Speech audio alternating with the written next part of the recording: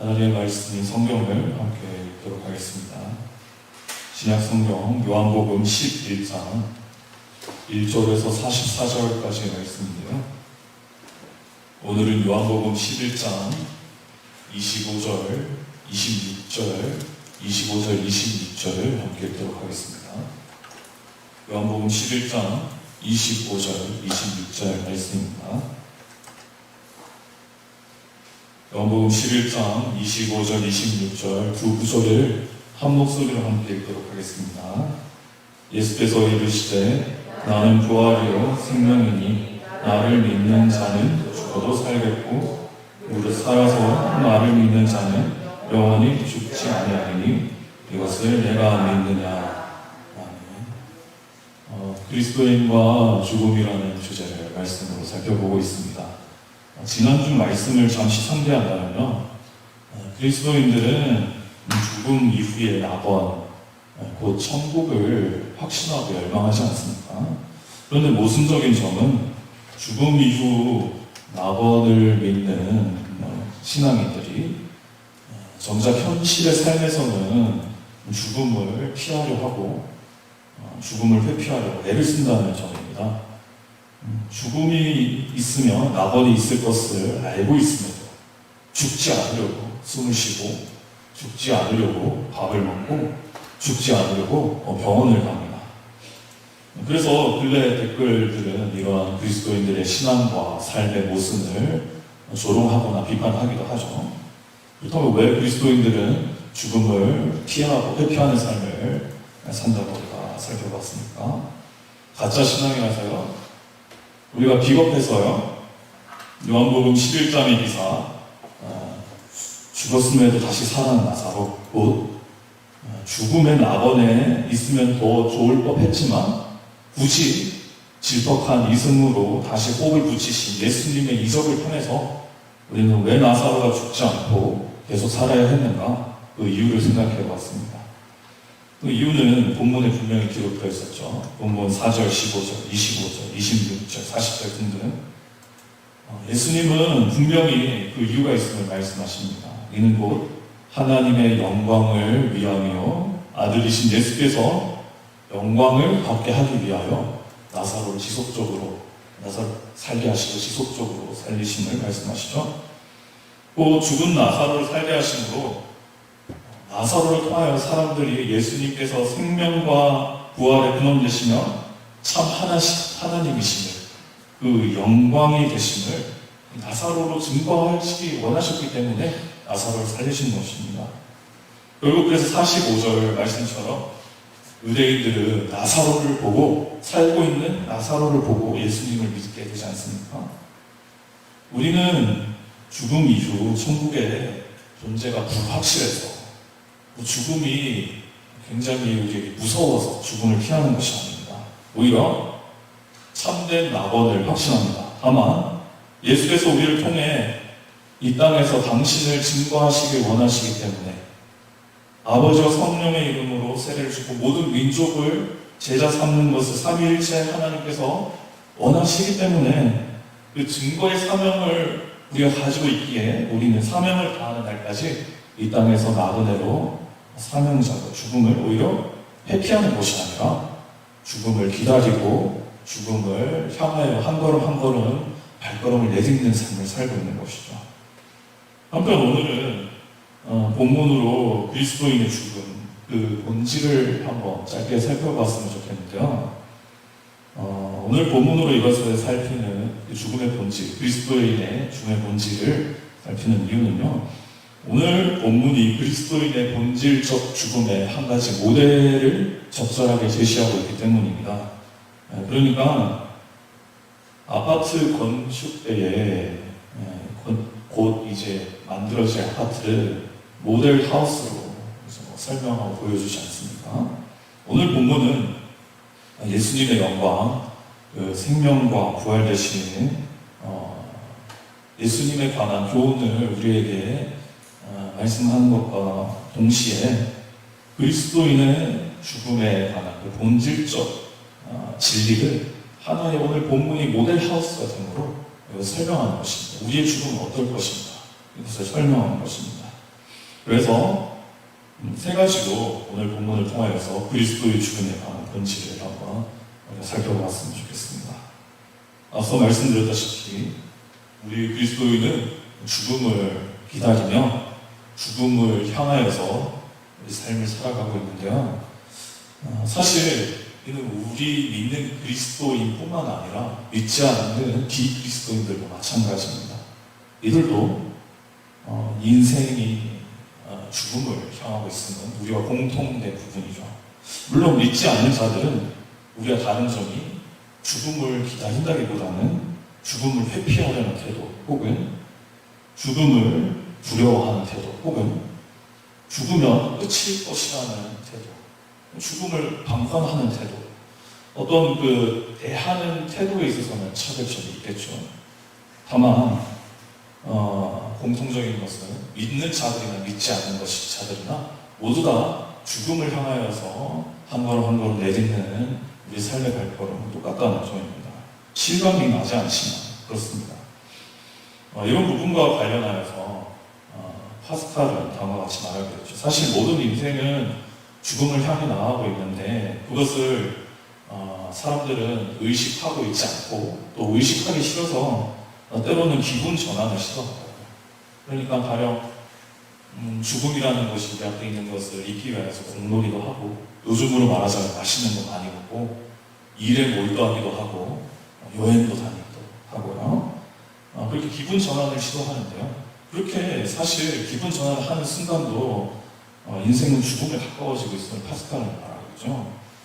이런 일반 은총의 지혜를 빌려 생각해 본다면 모든 인간, 믿던 믿지 않던 모든 인간, 심지어 지금 이 자리에 있는 우리, 수요 기도회를 드리고 있는 우리, 의식하던 의식하지 않던 모두는 이전보다 죽음과 가까워지고 있음을 우리가 생각할 수 있습니다. 그리고 가까워져서 언젠가는 우리는 죽게 됩니다.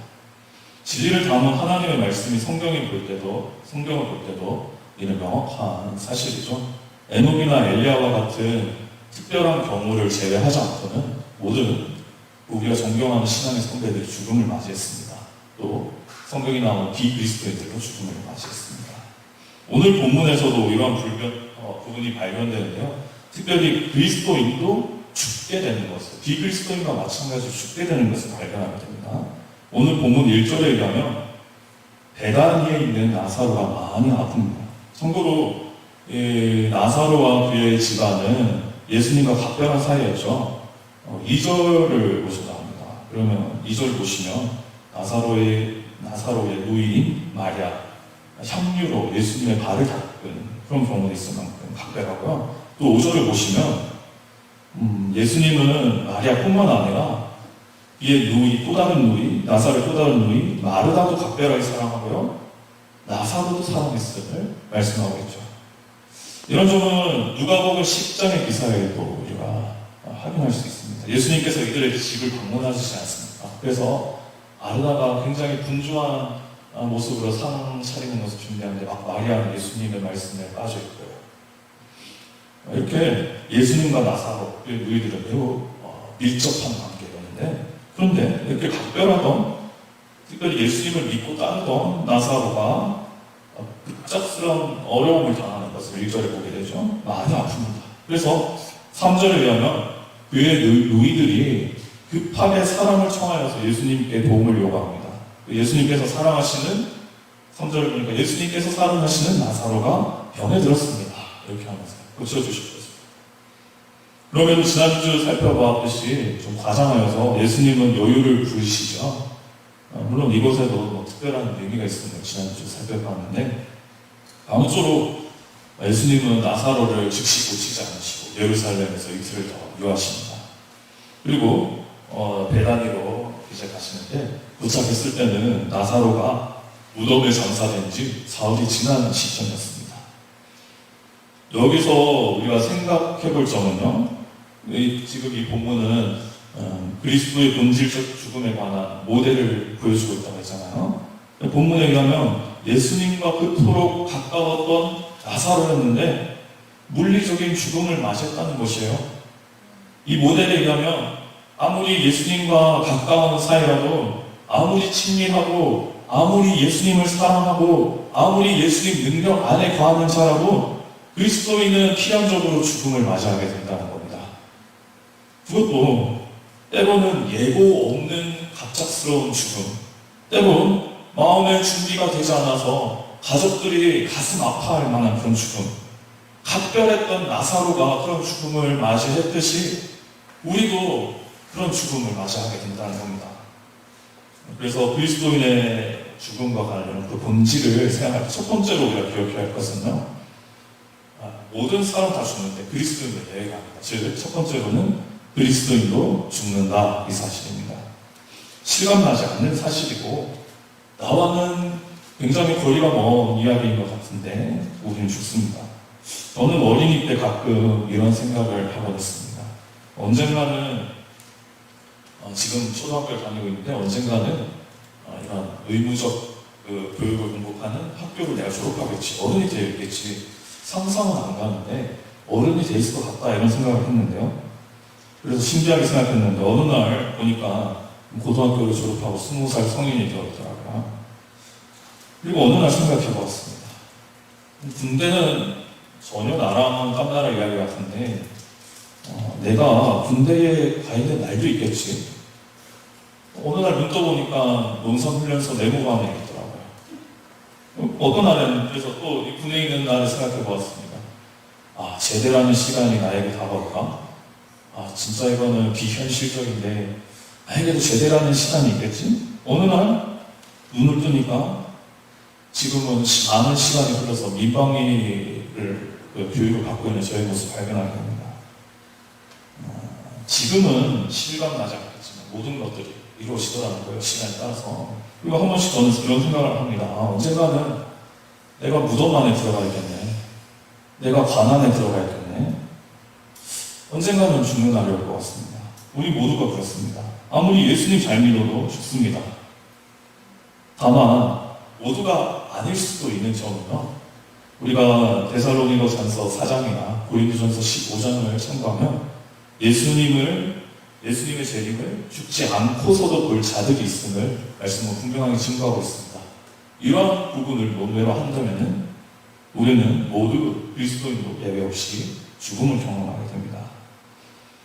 여기서 우리가 조금 한 가지를 좀 따져보려고 하는데, 이제 죽음에 관한 본질적인 두 번째 의미를 생각하면서 한 가지를 따지려고 하는데요.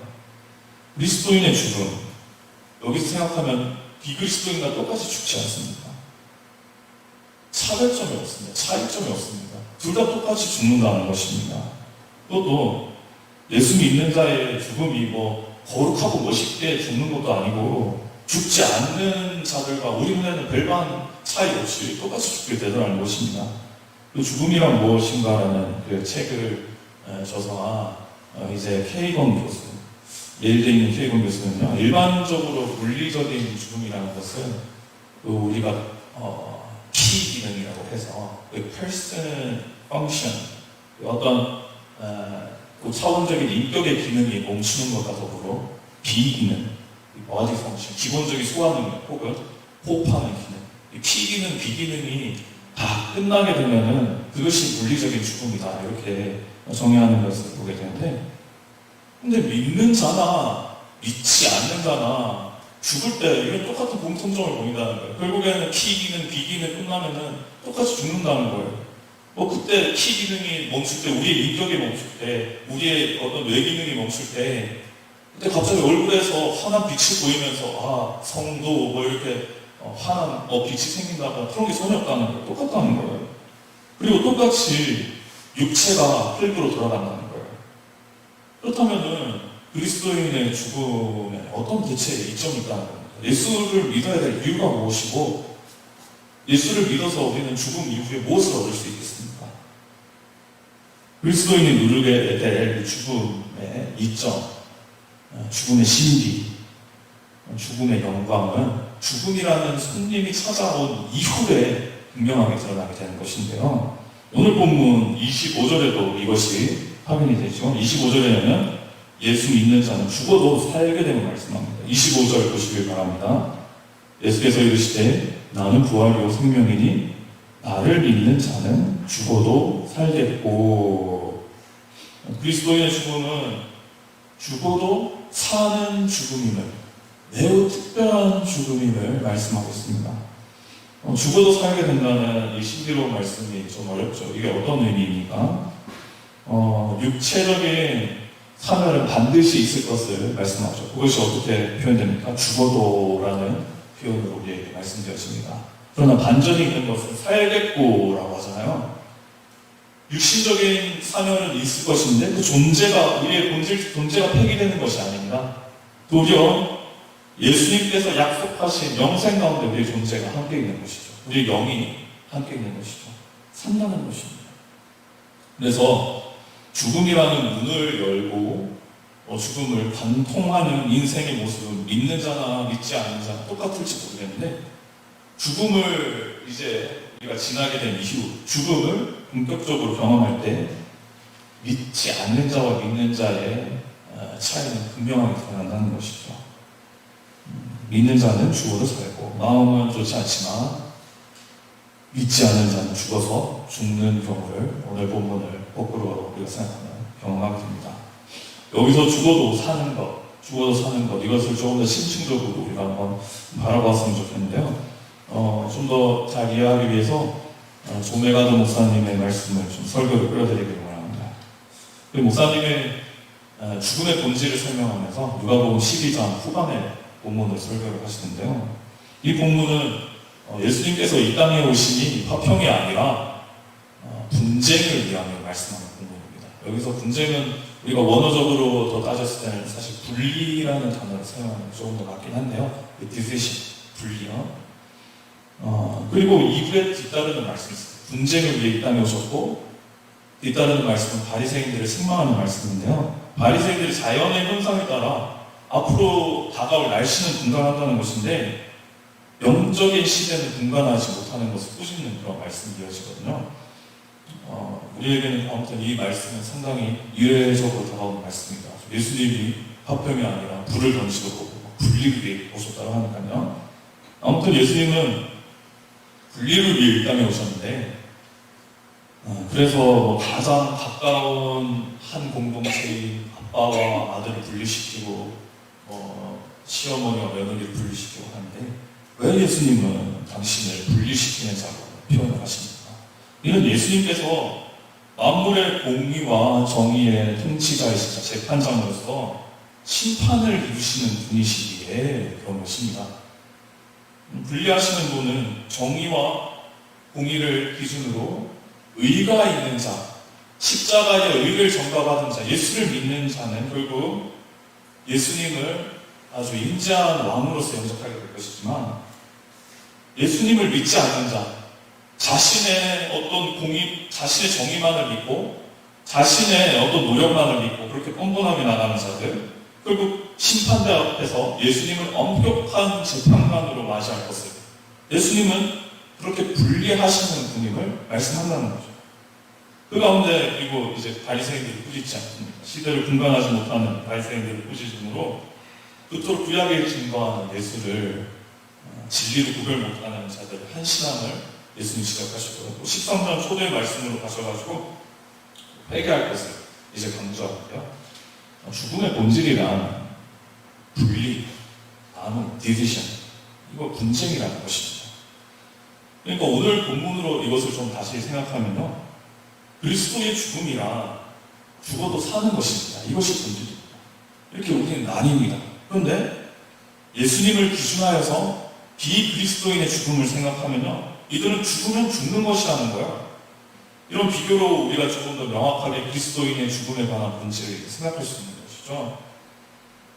곧 우리가 죽는 것은요, 예수님께서 십자가에 못 박힐 때에 옆에 있던 강도, 결국 죄를 고백할 그 강도, 그러므로 낙원을 약속받은 강도처럼 우리도 그와 같이 죄는 많은 자이지만 예수님의 의로 말미암아 예수님의 낙원 안에서 예수님과 함께 영생을 누리게 된다는 겁니다. 반면 죽은 자들은 죽어서까지 지옥의 고통을 이제 경험하게 된다는 것이죠. 그래서 성도님 여러분, 비그리스도인과 그리스도인이 경험하는 죽음은 분명한 차이가 있습니다. 우리는 삽니다. 죽어도 삽니다. 이것이 역설이지만 죽어도 삽니다. 반면 비그리스도인은 죽어도 죽습니다. 예수님 꼭 믿어야 됩니다.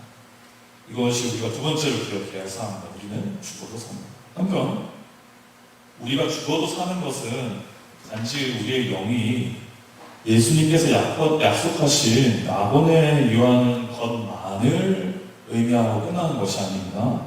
더 궁극적이고 최종적인 것은요, 초두에 말씀드렸다시피 나사로의 죽음이 우리 그리스도인의 죽음을 이제 모델로 아주 우리의 죽음이 어떨 것인지 보여주는 그런 것이 않습니까? 우리는 예수 그리스도의 능력으로 말미암아 썩은 나사로의 육신이 되살아났듯이 부활했듯이 우리의 육신도 예수 그리스도로 말미암아 살게 될 것입니다. 우리는 오늘 이 죽어도 살겠거라는 말씀으로 생각할 수가 있습니다. 그래서 세 번째 우리가 좀 기억해야 할 것은 우리의 죽음은요, 죽어도 사는 것인데 육신으로 부활하여서 최종적으로 사는 것입니다. 우리의 신앙을 문서화한 웨스트민스터 신앙국에서는 다음과 같이 죽음과 관련 신앙의 표준을 밝힙니다. 제가 조금 읽어드리자면요, 조금 생각해서 읽어드리자면요, 의인의 영혼은 죽는 순간에 거룩함으로 완전케 되어 지극히 높은 천국에 들어가 거기서 빛과 영광 가운데 하나님의 얼굴을 배우며 그리고 몸의 완전한 구속을 기다린다. 우리의 육신이 부활할 것을 암시하고 있죠. 천국에서 예수님과 함께함과 동시에 우리의 육신은 완전한 구속을 기다림을 언급하고 있습니다. 그리고 덧붙여서 좀 더 뒤로 가면 이런 이제 구절이 있습니다. 마지막 날에 살아남아있는 자들은 죽지 않고 변화될 것이오되 죽은 자들은 모두 전과 같이 몸으로 부활하게 될 것이다. 결국에는 우리의 죽음의 최종적 끝은 몸으로 부활하는 것입니다. 그래서 나사로가 육신으로 부활했듯이 불가능했던 일, 몸이 다 썩어가지고 냄새가 나고 막 그런 몸이 다시 부활했듯이 우리의 몸도 흙으로 돌아갔지만 다시 부활한다는 것이죠. 누구처럼요? 예수님처럼요. 예수님께서 부활의 첫 열매로 그 부활이 어떠할 것인지 우리에게 분명하게 나타내시지 않았습니까? 그래서 우리는 예수님처럼 우리가 사도신경에서 고백하듯이 육신으로 부활하게 됩니다. 이것이 우리 죽음의 최종적이고 궁극적인 결말입니다. 로마서 6장 4절 5절은 다음과 같이 증거합니다. 그러므로 우리가 죽음 안으로 침례를 받아 그분과 함께 묻혔나니 이것은 그리스도께서 아버지의 영광을 힘입어 죽은 자들로부터 일으켜진 것 같이 우리도 생명의 새로움 속에서 걷게 하려 함이라. 만일 우리가 그분의 죽음과 같은 모양으로 함께 심겼으면 또한 그분의 부활과 같은 모양으로 되리라. 예수님께서 육신의 모양으로 부활하셨듯이 우리도 육신의 모양으로 부활하며 오늘 또한 본문 가운데 나사로가 육신으로 부활했듯이 우리 예수님으로 말미암아 생명과 부활의 근원 되신 예수님으로 말미암아 육신으로 부활해야 될 것을 말씀합니다. 그래서 오늘 본문으로 우리는 가볍게 좀 죽음의 본질에 관해서 살펴보는가 세 가지를 기억했으면 좋겠는데요. 첫째는 그리스도인은 죽습니다. 둘째, 그리스도인은 죽어도 삽니다. 셋째, 그리스도인은 육신으로 영생합니다. 이것이 기본적인 그리스도인의 죽음에 관한 본질이라 할 수 있겠습니다. 원래 봉준호 감독이 아카데미상을 받으면서 존경하는 감독으로 마틴 스콜세지 감독을 지목했습니다. 저도 이제 그 스콜세지 감독의 작품을 좋아합니다. 좀 깡패 영화가 많아서, 마피아 영화가 많아서 그렇기도 하지만은 상당히 의미 있는 생각들을 담고 있는 것 같아요. 가령 그리고 무간도라는 영화를 아마 제목을 들어보셨을 텐데 이 홍콩 영화를 스콜세지가 리메이크한 이제 작품이 있습니다. 디파티드라고요. 그런데 디파티드를 보면은 그 죽음에 관한 스콜세지의 굉장히 특이한 관점을 보게 됩니다. 이제 극중 주인공이 레오나르도 디카프리오인데요. 레오나르도 디카프리오가 그를 중심으로 그게 전개를 굉장히 흥미진진하게 끌어가요. 어떤 상황의 어려움을 타개하고 역전하고 이제 해피 엔딩이 올 것만 같은 그런 상황으로 점점 이야기를 끌고 가는 것을 보게 됩니다. 그런데 이제 범인을 체크하거든요. 이건 좀 약간 스포일러에서 좀 자세하게 범인을 체크해가지고 이제 해피엔딩을 맞이하려고 하는데 체코에서 엘리베이터를 타고 내려오는 순간 문이 열리자마자 누군가에게 총을 맞아서 주인공이 그냥 그 자리에서 허탈하게 죽어버려요. 그래가지고 영화가 보면서 저는 굉장히 충격받은 것이 이렇게 되면 주인공이 죽으면 다음 장면은 어떻게 정리되는 거지? 레오나르도 디카프리오가 땅에 엎드려져가지고 가만히 있고 그 중심으로 이야기가 전개되지 않는 것 같은데 어떻게 더 이상의 이야기가 전개 나갈 수 있을 것이죠? 보니까 스콜세지 감독은 살아남은 사람들을 통하여서 그 다음에 이야기를 계속 전개하더라고요. 죽음을 어떻게 보면 굉장히 특이하게 표현하는 것이 갑작스럽게 일어나는 어떤 허탈하고 허무하고 모두에게 닥칠 수 있는 굉장히 현실적인 모습을 표현하는 것을 보게 되었습니다. 그리고 죽음 이후에 그냥 다른 사람들은 그들의 인생을 살아가고 그런 것이죠. 이것이 그 영화뿐만 아니라 근래에 좀 말씀드린 OTT 그 플랫폼에서 개봉한 아이리시맨 같은 데도 나옵니다. 우리 어르신들 잘 아시는 알파치노가 나오는데 그냥 죽어버려가지고 굉장히 허무하게 인생을 평범하게 마무리하는 것을 보게 되는데 우리의 인생도 그렇다는 거예요. 우리도 어떻게 생각하면은 비그리스도인과 같이 허무하게 죽어버릴 수가 있습니다. 때로는 사고로 죽어버릴 수도 있습니다. 어떤 경우에는 예고된 경우로 평안 가운데 죽음을 맞이할 수도 있겠죠. 아무쪼록 우리 모두는 죽습니다. 비그리스도인과 마찬가지로 아무도 예상치 못한 타이밍 예고 없이 주인공이었던 우리의 삶이 끝나버립니다. 하지만 그 끝난 이후는 새로운 차원의 신비가 우리의 가운데 열린다는 것이죠. 우린 죽어도 사는 바 예수 그리스도와 함께 있는 낙원, 천국의 은혜를 우리가 함께 영위하게 됩니다. 제가 천국 이거 생각하면서 많은 간증자들이 때로는 본인이 천국을 보았다 이렇게 말씀하는 것을 보게 되는데요. 저도 천국을 본 적이 있습니다. 제가 이렇게 천국을 보니까 제가 하늘을 날고 있더라고요. 굉장히 푸른 하늘. 그런데 2분 뒤에 갑자기 하늘에서 떨어졌습니다. 예수님께서 천국의 경제가 어렵다고 레버를 당겨가지고 나는 시간을 끊었더라고요. 연료가 부족해서 그런가. 그리고 저는 잠에서 깨어났습니다. 천국이 어떨지는 모르겠습니다. 천국에 갔다 이런 사람 많은데 우리가 그 사람들의 말을 다 신뢰할 수 없을지 몰라도 천국이 확실히 우리에게 약속되는 것은 성경 말씀에 약속되는 것은 그곳은 병이 없고 아픔이 없고 눈물이 없는 그야말로 낙원이라는 것입니다. 예수님께서 통치하시는 완전한 곳, 우리가 영화를 그리는 행복한 곳이라는 것이죠.